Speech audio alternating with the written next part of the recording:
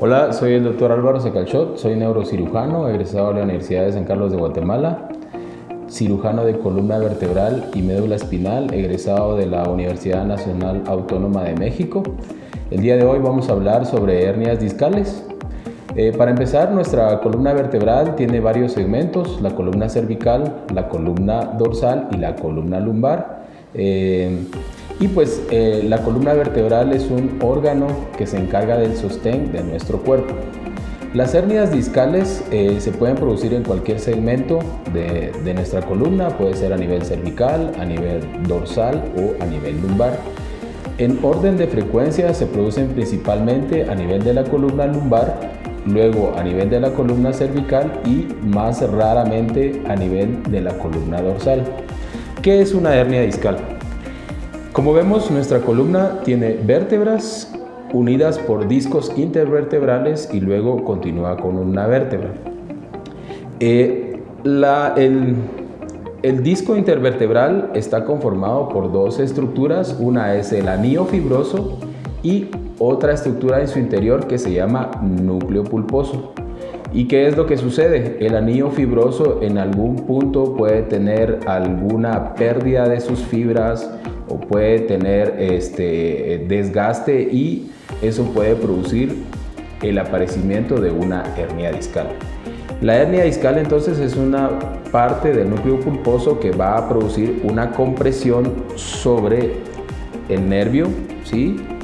Y esta compresión puede producir varios síntomas que pueden variar según el tamaño de la hernia. Estos síntomas pueden empezar con dolor, posteriormente pueden avanzar a alteraciones sensitivas y también pueden haber, en casos más graves, alteraciones de la movilidad o alteraciones motoras. Para poder hacer el diagnóstico de una hernia discal es necesaria la evaluación del paciente y solicitar en algunos casos o una radiografía o, en casos más graves, pedir una resonancia magnética. El tratamiento de una hernia discal no siempre tiene que ser con cirugía. Muchas veces el paciente piensa que al hacerse el diagnóstico de una hernia discal debe ir a cirugía inmediatamente, y ese no es el caso. El tratamiento inicial de una hernia a nivel de la columna, ya sea en el segmento cervical, dorsal o lumbar, es un tratamiento que nosotros le llamamos conservador. ¿Qué significa el tratamiento conservador? El tratamiento conservador es dar tratamiento con medicamentos y actualmente el apoyo de los colegas fisioterapistas que nos ayudan a la recuperación del paciente. En los casos más avanzados, en la que la evolución no es adecuada o en el que tenemos una hernia de mucho mayor tamaño o que el paciente ya está con síntomas de compresión del nervio ciático, en esos casos, o en el que ha perdido la sensibilidad o la movilidad o ya tiene alteraciones en el control de esfínteres, esto significa el control para orinar o para ir al baño, en estos casos sí es necesaria la cirugía.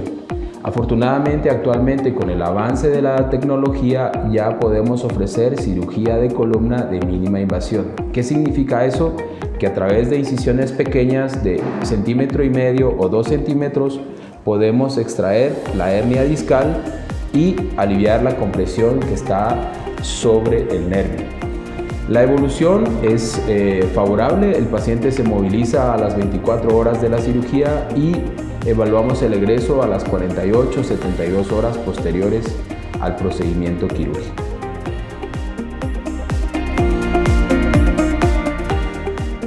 Para consultas o emergencias los esperamos en el Hospital C-Médica. Con cualquier problema que esté relacionado con su columna vertebral o médula espinal, en este hospital se cuenta con la tecnología necesaria para poder dar solución a estos problemas. Los números aparecerán en la parte inferior de la pantalla y será un gusto poder ayudarles y servirles.